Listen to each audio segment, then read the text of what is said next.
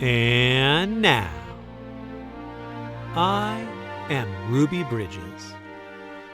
Written by Ruby Bridges.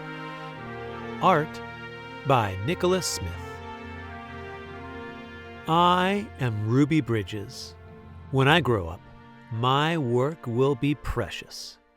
I will be a bridge. I will bridge the gap between black and white, and hopefully between all people. I suppose some things in life are just meant to be. 1960. Before I started school, I wasn't thinking about who I would be when I grew up. What I was thinking about was how much I didn't even like my name. I thought Ruby was a name for little old ladies. It was much too old for someone my age. After all, I was only just turning 6. I'm told my grandmother chose this name, Ruby, for me.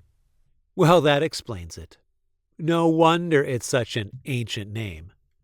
But I so loved my grandmother. I thought, I'll just have to live with it and try to grow into it. Surely I didn't want to hurt her feelings. So there I was, almost 6, born in 1954. I'm told that was a very important year because of the landmark case Brown versus Board of Education. That was when the court banned segregation in schools. But all I knew then was my old name was Ruby Bridges. Oh boy, what's next? What a way to start school. Oh well, how bad can it be, I thought. It's not like I'll be the first Ruby in the world, just the youngest one. So, off to school I go. It is a regular school with lots of other kids to play with. I make new best friends. Even my teacher is nice. And it's not hard at all. Surprisingly, it's easier than I thought it would be. I get lots of gold stars every day. Life couldn't be better. Then, just as things are going really well for me, surprise! I find out my parents have decided I am switching schools. To a better school, they say, with better opportunities. But first, I must take a test to get in. What are opportunities anyway, I thought, and why do I need them, especially if a test comes with them? But then I thought, I'm already getting gold stars, so how hard can it be? Besides, there is no turning back now. It's what my parents want for me. And guess what? Another gold star. I passed the test. Can you believe it? How lucky can an almost 6-year-old with an old name like Ruby be? I was about to find out, because my mom said I would be starting at a brand new school the next morning, and I'd better behave. First day. No more walking to school with my best friends. There are 4 very tall men at the door to drive me to school. And they're white men. Who in the world are they? And who told them I needed a ride to school anyway? Federal marshals, they tell me, sent by the President of the United States. Federal marshals sent just for me? Wow.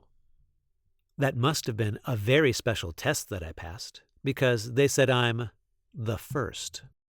The first what? I thought. I didn't find out what being the first really meant until the day I arrived at this new school. Those 4 very tall white men? They escort me into the building past lots of screaming white people who line the streets outside the school. It really looks like Mardi Gras to me, but they aren't throwing any beads. What's Mardi Gras without beads? Once I get inside, I meet the new principal, and she is white too. I wasn't taken to my new classroom until the next day. Second day. When I arrive at my classroom, my new teacher opens the door and greets me. "Hi, I'm Mrs. Henry, your teacher. Come in and take a seat," she says. And aren't I surprised, because she is also white. I had never had a white teacher before. And the biggest surprise of all? I am the only kid in the class. I didn't see any other kids at all, not one. That test must have been a lot harder than I thought. Why am I the only kid in my class? Not to mention the only kid in the whole school? And why don't I see anyone who looks like me? And then that's when it hits me. I am not just the only kid. I'm the only black person here. I thought, maybe I am the first. The first black kid in this school. So that's what they meant about being the first. Finally, it all makes sense. Me, 6-year-old Ruby, the first black kid to go to the school. William Frantz Elementary, a white school. When I asked my mom, she said, yes, it was an all-white school until the laws changed, when Brown versus Board of Education won their case in the Supreme Court. Now all black kids can go to any school they like alongside white kids. I, Ruby, being the first, helped to make that possible.